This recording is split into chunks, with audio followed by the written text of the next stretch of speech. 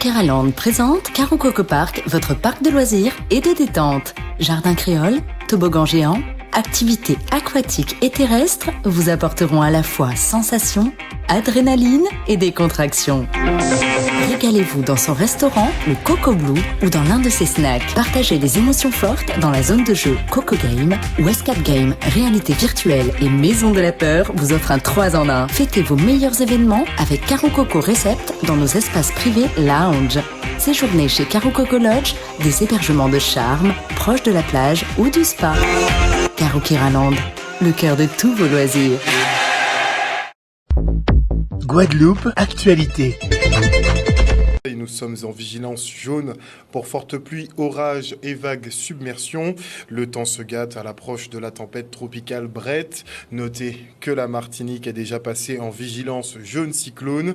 En ce qui concerne Brett, elle est située à 1400 km à l'est-sud-est justement de la Martinique et se déplace rapidement à 33 km/h vers la moitié sud de l'arc antillais. Cette tempête tropicale s'intensifie légèrement avec des vents maintenant à 75 km/h. Un renforcement supplémentaire est prévu pour ce jeudi lors de son approche vers l'île de la Barbade. En fonction de sa trajectoire, nous devrions recevoir d'assez gros paquets de pluie et de bonnes rafales. La mer sera agitée à partir de mercredi soir à l'est Grande Terre, au sud Grande Terre, à Petit Cul-de-Sac et à Côte-au-Vent. La dégradation liée aux pluies, elle, arrivera dans la nuit de jeudi à vendredi et se poursuivra vendredi dans la journée. Et en septembre dernier, la tempête tropicale Fiona occasionnait de nombreux dégâts, notamment à la Sarde à Capesterre-Belle-Eau, où la route a été littéralement coupée. Après 8 mois de travaux effectués par la région Guadeloupe, l'axe routier est praticable en voiture et l'activité économique peut suivre son cours. Il y avait une visite justement d'une délégation de la collectivité sur place ce matin. Nous l'avons suivi, regardez. Après Fiona, effectivement, nous sommes venus ici avec des collègues, le maire de Capesterre. Et il faut savoir que c'est 3 millions de chiffres d'affaires qui se trouvent ici où nous sommes. Le nombre d'agriculteurs, le nombre d'éleveurs qui travaillent ici, 5 ouvrages endommagés par Fiona. Si on n'avait pas effectivement rapidement fait des travaux, je pense qu'on aurait eu beaucoup de difficultés, des licenciements et peut-être des entreprises seront fermées. Aujourd'hui, c'est une grande satisfaction. Je tiens vraiment à saluer les services de la région. Madame Cécile et son équipe, notre élu délégué à l'agriculture, c'est vraiment cela. Intervenir dès qu'il y a un problème pour une commune dans l'intérêt général de la population. Et peut-être tout Capesterre aujourd'hui, même les personnes qui, je pense, montent respirer aujourd'hui peuvent circuler, veulent voir passer un camion chargé de bananes, ce qui ne se faisait pas il y a quelque temps.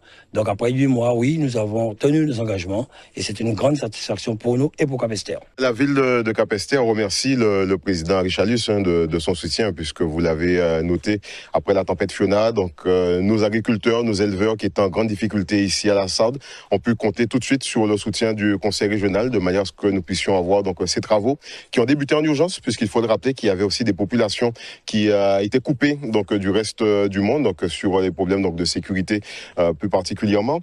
Agir aussi au travers donc des populations qui habitent en bas au niveau de Sainte-Marie, qui ont été aussi lourdement touchées. Et voilà, pour toutes ces raisons, on remercie le président Chalus. Nous avons l'habitude d'avoir des calamités, mais Fiona était très particulier parce que effectivement, ce sont les infrastructures qui ont beaucoup morflé. Une bananerie, ça repart après un coup de vent, mais ne pas avoir de route pour accéder aux exploitations au ça, c'est une catastrophe. Mais ce qu'il y a de remarquable ici, c'est que pour nous, et pour le nombre de producteurs, c'était une mission impossible. Surtout qu'il n'y avait pas d'autre alternative. Donc effectivement, il faut saluer, je pense, l'ingénierie des services de la région et surtout la rapidité de la décision politique de faire. C'est vrai qu'après le passage de la tempête Fiona, nous sommes retrouvés vraiment en difficulté puisque on ne pouvait pas s'approvisionner en matières premières, donc les aliments, les engrais, et on ne pouvait pas sortir notre production. Donc les cochons, la banane, donc c'était vraiment compliqué. Et c'est pour ça aujourd'hui qu'on remet aussi vraiment toute l'équipe régionale qui a été très réactif et puis ils ont pu faire l'expertise assez rapidement et comme monsieur a dit tout à l'heure, donner l'ordre d'attaquer les travaux très rapidement, ce qui nous a permis de recommencer à travailler au plus vite. Un reportage de Charlie Dagonia. Et le président du comité des Outre-mer des Républicains, Mansour Kamardine, est de passage en Guadeloupe et plus précisément, il s'est rendu à la municipalité de Bouillante.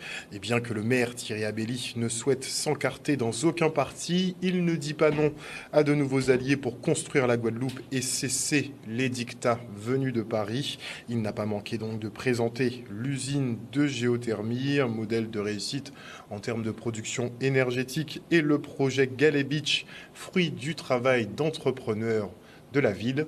Regardez. Je suis venu à Bouillante parce que le maire de cette commune, c'est une commune qui, pendant très longtemps, a eu des relations, disons, très proches avec la famille politique que j'ai l'honneur de représenter.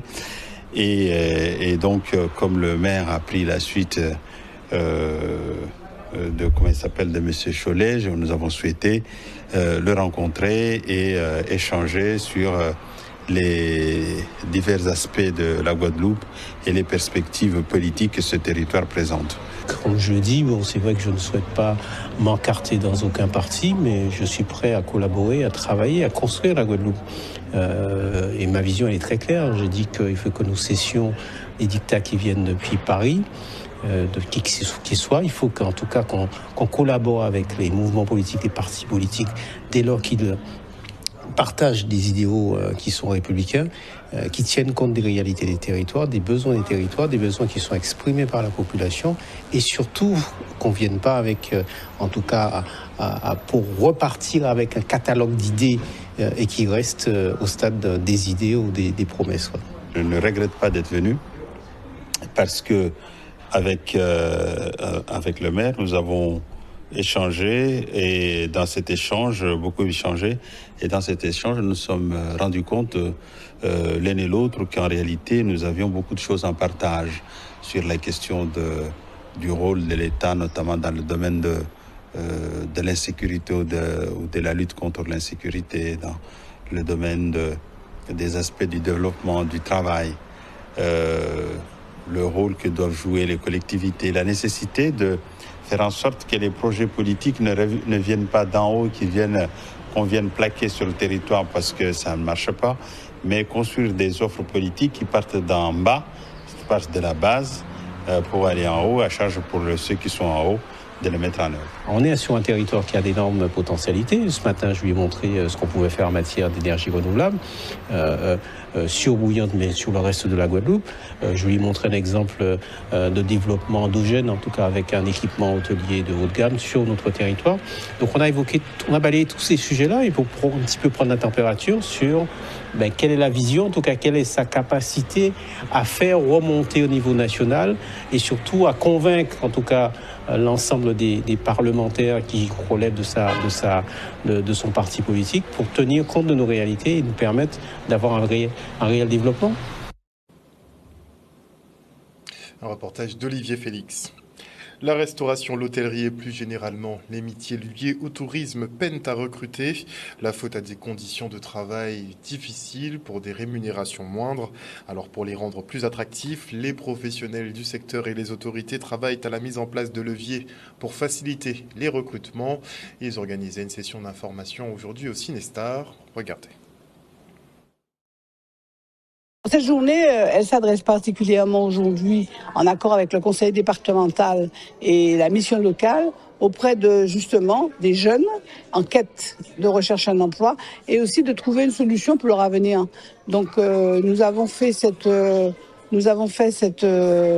proposition parce que nous, l'objectif, c'est que les jeunes travaillent et qu'ils ne perdent pas d'espoir pour leur avenir.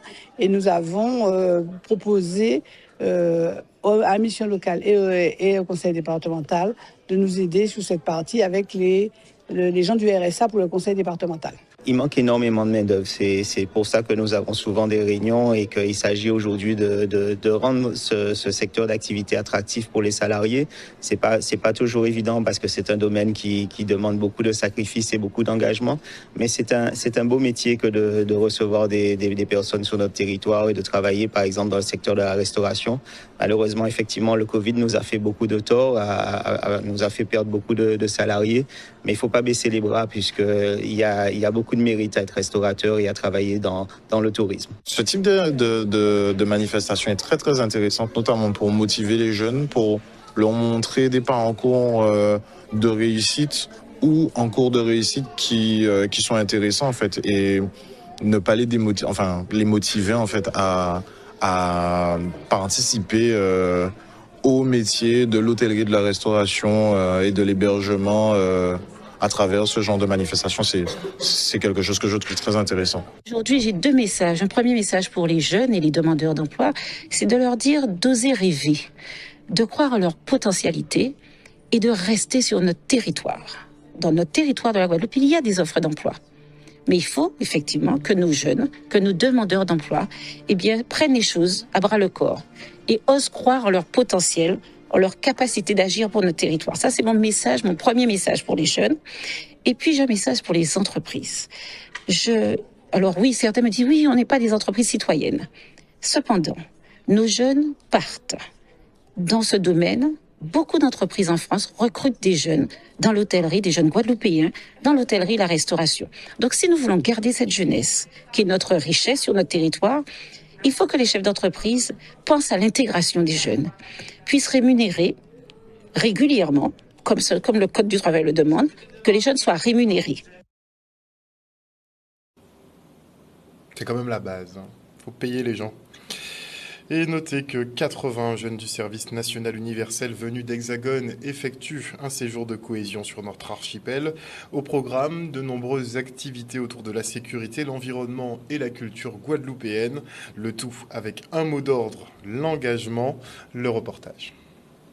Marchons, marchons, qu'un sang impur, arbre de Sion. Nous avons 81 jeunes qui sont venus de l'Hexagone, de la Nouvelle-Aquitaine et de Besançon-Franche-Comté. Nous sommes ici ravis de les accueillir en Guadeloupe, sachant que nous avons aussi nos jeunes Guadeloupéens qui, en même temps, sont dans des départements dans l'Hexagone. Donc on est sur un séjour de 12 jours avec différents contenus sur différentes thématiques. Le fer de lance, ça reste l'engagement, bien sûr, et la cohésion, puisque c'est l'intitulé du séjour de cohésion. Et puis, les volontaires sont répartis sur différentes journées, différentes activités, avec différents supports. Donc, tant des sorties à l'extérieur, des intervenants qui viennent donner des contenus sur place. Et puis, on voit donc les aspects autour de la sécurité routière, du PSC1, tout ce qui est autour de l'écologie, l'environnement. Il s'agit de les sensibiliser aux valeurs de la République, à l'environnement, aux questions aussi de sécurité routière, premier secours, donc aussi mise en sécurité des personnes. Il y a tout un ensemble d'activités de nature, de sensibilisation aussi à des activités locales. Aujourd'hui, il y a des activités dans le domaine agricole, par exemple, et aussi à la culture guadeloupéenne, bien sûr. Moi, j'ai choisi de faire l'USNU parce que par rapport à ce que je veux faire plus tard, ça peut beaucoup m'aider. L'engagement, je vais être éducatrice spécialisée. Je voulais essayer quelque chose de nouveau et j'avais plein d'amis qui l'avaient fait et qui m'avaient dit que c'était super. Je me suis engagée parce qu'avant tout, je voulais rencontrer d'autres personnes, accroître mon cercle d'amitié et puis voilà. Ça se passe très bien. On fait plein d'activités et c'est plutôt cool. Franchement, ça se passe bien. Les gens, ils sont gentils. On crée des liens et des amitiés. C'est agréable. On va s'en souvenir toute notre vie. Jusqu'à présent, je trouve que c'est vraiment incroyable. J'ai aimé le séjour jusqu'à maintenant et j'espère que ce sera le cas jusqu'à la fin. Les petits Abimiens, eux, étaient heureux de présenter les hommes et femmes derrière le nom de leurs écoles. Des personnages illustres de la ville, dépeints grâce à des poésies, chants et autres pièces de théâtre. Une manière ludique de traiter l'histoire et se la réapproprier, mais surtout de magnifiques hommages rendus à des personnalités comme Étienne Azed, qui était ému aux larmes. Regardez. L'objectif de cette manifestation aujourd'hui, en fait, c'était vraiment de présenter les écoles de façon originale, présenter en fait leur éponymie. Donc le but de cette manifestation, en fait, c'est de connaître en fait qui est Aurélie Dambourde, qui est Marie-Josée Dampa, qui est Marie-Zone Lisible, de pouvoir en fait le présenter de façon originale, ce que les enfants ont fait aujourd'hui à travers des pièces de théâtre, à travers également des poésies et des chants. J'ai présenté une pièce de théâtre qui montre, ça parle de l'esclavage, ça parle de l'abolition de l'esclavage Et ça parle en partie aussi de Frédéric Jalton. Il a construit, il a aussi réhabilité certaines écoles des abîmes. Et je pense que c'est important de le mettre en avant. Les jeunes se sont appropriés eux-mêmes de leur école, de leur nom. Par exemple, Michino, AZ Michino, que je connais, c'est un cousin. Quand on voit qu'on fait une chanson sur Michino, et lui-même qui était un bon vivant, tu vois, de son vivant, si on lui avait fait ça, il aurait pleuré comme son fils qui a été très touché. Moi, j'aime bien en fait lorsque les projets sont concrétisés par des prestations. Et c'est vraiment, j'ai beaucoup apprécié les prestations des maternelles, voilà, les chants. Et j'avoue que j'ai une petite pointe d'émotion lorsque M. Étienne Azed, lorsqu'en tout cas le frère est passé et qu'il a été très ému. J'avoue que ça m'a beaucoup touché. Je pense que c'est important de connaître là où on vient, de connaître ses racines. J'étais contente de présenter ma ville. J'étais contente de représenter le maire, l'ancien maire Frédéric Jalton, et représenter ma classe aussi. Ces enfants, ce sont des acteurs et des actrices en devenir. Hein. La relève est là. Il faut savoir, ici, on a la Maison des Jeunes. Je dis, je suis un enfant de la Maison des Jeunes. Et je pense qu'on a déjà des recrues là. Un reportage signé Solène Fèvre. Et maintenant, je reçois Sébastien Matoura-Parsad, auteur de l'ouvrage Le chant des fromagers. Bonsoir, monsieur Matoura-Parsad. Bonsoir à tous les téléspectateurs. Alors, dans cet ouvrage, vous traitez de l'histoire de Djabi, un jeune Africain qui a donc été arraché à sa terre natale pour être déporté jusqu'ici en Guadeloupe et être réduit en esclavage. Donc, l'histoire de la plupart de nos ancêtres. Pourquoi avoir été sur ce terrain ? En fait, la littérature offre la possibilité de regarder l'histoire, de redécouvrir l'histoire. Et c'est vrai que notre histoire, elle est très riche. Elle est très riche et quelque part, nous sommes tous un peu habités par ce passé.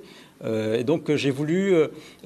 Césaire écrivait « Grimoire fermé, mots oubliés, j'interroge le passé muet ». Et donc, quelque part, moi, j'ai voulu ouvrir ce grimoire en grand, ce grimoire de notre histoire, pour essayer de me plonger et redonner la parole à ceux qui l'ont plu. Donc, de quel prisme, justement, vous traitez cette question de l'esclavage ? Alors, l'histoire se déroule entre la fin du XVIIIe siècle, début du XIXe siècle. C'est l'histoire, comme vous l'avez dit, d'un Africain qui est déporté dans notre territoire. Il va connaître l'amour dans la misère et l'horreur de l'esclavage, amour qu'il va perdre, et il va vouloir entamer le chemin de la vengeance, venger cet amour perdu au risque de tout perdre. Et là, il va vivre une véritable épopée qui va lui permettre qui va nous permettre, en fait, nous lecteurs, de découvrir l'histoire de la Guadeloupe. Et il va croiser la route d'illustres personnages qui ont marqué notre histoire. Et l'histoire de la Guadeloupe, en fait, s'inscrit en arrière-plan de ce roman. Alors, c'est pas un roman historique, c'est surtout un roman plus d'aventure, parce qu'il y a énormément d'épisodes épiques que vit ce personnage. Inspiré de faits historiques ? Tout à fait, oui. J'avais à cœur de vraiment être le plus honnête possible par rapport à notre histoire. C'est pour ça que j'ai demandé à deux historiens, d'ailleurs, de me relire, Raymond Gama et puis Caroline Sévenot, qui est maîtresse de conférences en histoire, parce que je ne voulais surtout pas corrompre notre histoire. Je voulais vraiment rester le plus fidèle possible et rendre hommage, d'une part, à notre histoire, qui est, quand vous la lisez, quand vous la découvrez, est formidable, est fantastique, hein, à la fois sombre et lumineuse, et aussi rendre hommage aux hommes qui ont marqué notre histoire. Et c'est dans cette opposition d'ombre et de lumière que vous partez donc d'un être vengeur qui va vivre quand même une belle vie, on va dire entre guillemets, des épopées comme vous dites. Oui, il a une vie. Alors le personnage a une vie incroyable. Il passe par plein d'émotions.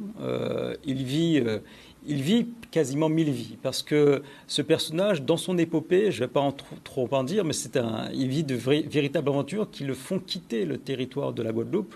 Et il se trouve embarqué, en fait, au fur et à mesure de l'histoire de la Guadeloupe, et aussi de la France, et aussi des États-Unis, j'en dis pas plus. Mais il va permettre... Et aussi, je crois que ce roman, quelque part, permet aussi de voir la nuance dans l'esclavage. On oppose pour faire simple, noir versus blanc, le manichéisme. Mais quand vous y plongez, vous voyez qu'en fait, il y a beaucoup de nuances, il y avait des Blancs qui soutenaient les Noirs et des Noirs qui soutenaient les Blancs. Et c'est une ambivalence, en fait, que je voulais replacer dans le roman. Mais bien sûr, l'esclavage est une horreur et c'est en filigrane de ce roman. Et quelque part aussi, ce roman, c'est un peu une rétrospection, en fait. Une rétrospection, presque une introspection qui m'a permis, moi, en l'écrivant, de pouvoir exorciser le spectre de nos ancêtres, parce que les morts, en fait, ne sont pas morts. Et quelque part, on vit avec la mémoire de nos morts. Donc c'est nous qui continuons à les faire vivre à travers notre mémoire et le rappel de leur histoire. Vous parlez de manichéisme, justement, donc vous ne vous positionnez pas dans une vision de bien ou de mal, vous n'avez pas une vision de l'esclavage qui est purement négative ou purement positive. Ah, clairement, c'est une chose abominable. D'ailleurs, le roman est découpé en 3 parties. Ceux qui l'ont lu m'ont fait des retours, m'ont dit qu'il y a derrière la première partie à laquelle je m'attache vraiment à replacer, à contextualiser et à rappeler les éléments de l'esclavage, parce que, entre parenthèses, ce qui me tenait à cœur en l'écrivant, c'est aussi une ambition que j'avais qui me chagrinait, c'est que quand on parle de l'esclavage, j'avais le sentiment que finalement ça devenait un peu galvaudé dans la parole, dans la bouche de ceux qui en parlaient, même de ceux qui ne connaissent pas bien notre histoire. Et j'avais presque le sentiment qu'on réduisait simplement la chose à des Noirs qui étaient sur les champs de la plantation de canne, qui coupaient la canne et qui fouettaient. Mais l'horreur de l'esclavage est beaucoup plus importante que ça. Et donc, dans la première partie du roman, je place le contexte et on découvre un peu quel genre d'épisode ils devaient faire face. Et c'était vraiment très cruel. Après, le roman s'étend, se développe, parce que le personnage va vivre une véritable épopée par la suite. Mais dans la première partie, oui, et c'est pour ça que j'ai lu énormément d'ouvrages, d'histoires, de documentation, d'articles, pour essayer d'être le plus fidèle possible et aussi rappeler des choses que nous-mêmes, nous ne savons pas d'ailleurs. Donc réhabilitation aussi de notre patrimoine et de nos ancêtres. Oui, et d'ailleurs, je finis le bouquin par ça, une réflexion sur l'esclavage, parce que je ne voulais pas m'arrêter là, au milieu du gué. Je voulais vraiment apporter une réflexion sur ma réflexion sur l'esclavage que je voulais partager avec les lecteurs. Il y a des échos du passé, il y a des choses du passé qui se retrouvent aujourd'hui et qui impactent notre développement. Il y a des choses sur lesquelles on doit réfléchir, notamment en termes de mémoire. On a passé la partie de la commémoration de l'abolition de l'esclavage, mais il y a dans notre espace encore des choses qui rappellent que on rend hommage quelque part à des figures de l'esclavagisme. Et ça, c'est un travail que je crois qu'on doit entamer, notamment parce que dans la toponymie de nos territoires, on a des noms d'esclavagistes qui sont restés. Alors, ils ont été attribués sans doute par commodité, parce qu'ils étaient attachés à la plantation de l'époque, l'habitation, mais c'est resté dans le temps. Justement, c'est là que je veux arriver, c'est que j'aimerais qu'on puisse aborder de façon tout à fait dépassionnée, mais se poser la question de savoir qu'est-ce qu'on fait. C'est quand même curieux qu'on reproche la statue de Colbert qui est érigée devant l'Assemblée nationale, que certainement la plupart d'entre nous ne verront pas, mais on ne regarde pas non plus ce qui se passe chez nous. À un moment donné, je pense qu'il faut qu'on aborde les choses objectivement, de façon dépassionnée, et qu'on se pose la question qu'est-ce qu'on en fait. Décoloniser nos rues, décoloniser nos monuments. Moi, je crois qu'on doit aborder la question et de savoir. D'ailleurs, avec les étudiants de l'université, j'avais mené une petite enquête sur la façon dont on pourrait aborder cette question-là. Il se trouve que 50% des sondés estiment qu'il faut éliminer toute trace de l'esclavage. Sur un échantillon de 400 personnes, représentatif de la population. Donc 50% disaient voilà, il faut éliminer. 32% disaient on devrait garder, mais faire un travail de mémoire en rappelant que ce sont des esclavagistes, en rappelant que ce sont des criminels contre l'humanité, parce que l'esclavage, c'est un crime contre l'humanité. Et puis il y a 12% qui disaient voilà, on ne fait rien, Statu quo. Statu quo, non, ça veut dire aussi qu'on célèbre la mémoire. Et je crois que ça, c'est quand même un peu dérangeant. Et je pense qu'on doit se poser la question, parce qu'on doit aussi transmettre à nos enfants qu'est-ce qu'on leur laisse. C'est vrai qu'on était peut-être habitué à certains noms, Bridge, Destrelan, mais à un moment donné, qu'est-ce qu'on veut transmettre comme information, comme mémoire à nos enfants ? Très très lourde interrogation, ça c'est un gros sujet, un gros débat qu'il faudra qu'on entame, comme cette statue de Christophe Colomb qui est bien établie à Capesterre-Belle-Eau par exemple. Tout ce genre de monuments, ces appellations de rue font énormément débat, mais c'est vrai qu'on a du mal encore à ne serait-ce que les ouvrir ou essayer de crever les abcès. Il y a des gens qui sont effectivement... Mais c'est vrai pour le moment, ils ne sont pas prêts. Absolument. Ne serait-ce qu'aborder la question, eh bien, on vous voit comme quelqu'un d'un peu trop sanguin. Un peu sur les voilà. bords, un peu, Et c'est comme si nous-mêmes, on se dit, est-ce que j'ai le droit de poser? Je pense que c'est des tabous. Une chose ne devient plus un tabou qu'on ose en parler. Crevons les abcès.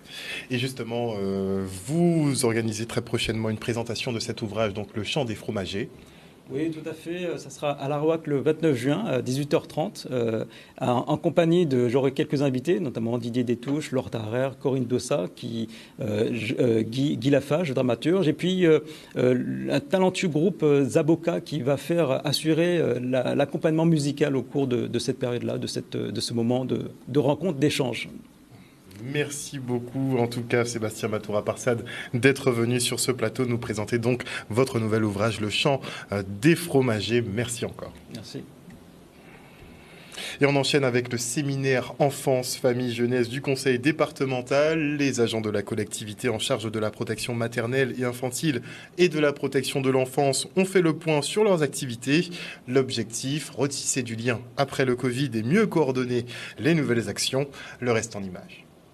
Séminaire donc de la direction enfance, famille, jeunesse du conseil départemental rassemble tous les professionnels de la direction. On a à peu près 500 agents et 300 qui sont présents sur 2 jours, hier et aujourd'hui. L'objectif, c'est vraiment de se réunir ensemble, le volet protection maternelle et infantile, le volet protection de l'enfance, autour de tous les sujets qui nous concernent pour apprendre à mieux travailler ensemble et mieux travailler avec nos partenaires. C'est très important pour justement créer du lien. C'est vrai que avec la pandémie, les liens se sont un peu distendus, il n'y a pas eu beaucoup d'événements collectifs et pourtant on travaille ensemble, on travaille pour le même public. Donc c'est important d'avoir ces moments d'échange pour faire le point sur nos activités et mieux justement travailler ensemble pour ce public. On a différents événements, on a eu des conférences principalement hier avec la justice qui était à l'honneur, on avait des magistrats qui étaient là pour parler justement de l'intérêt supérieur de l'enfant, de la collaboration avec l'aide sociale à l'enfance et aujourd'hui on a des ateliers assez divers sur l'allaitement, sur l'accueil collectif des mineurs, sur le rôle de la famille en protection de l'enfance, sur le travail avec la protection judiciaire de la jeunesse. On a vraiment des ateliers très très divers qui ont pour objectif de former les agents, mais aussi d'en retirer des pistes en termes de politique publique pour améliorer vraiment nos actions. Et donc c'est important qu'on soit, nous, compétents. On a des médecins, des sages-femmes, des puéricultrices, des éducatrices de jeunes enfants, des éducateurs spécialisés, des pharmaciens. On a vraiment tout type de professionnels et c'est important de se mettre à la page parce qu'on est là justement pour apporter le service le plus abouti possible, de meilleure qualité à un public qui en a besoin. Outremernews.fr, le site de l'actualité Outre-mer, 24 heures sur 24 et 7 jours sur 7. Retrouvez la chaîne Outremer News sur YouTube.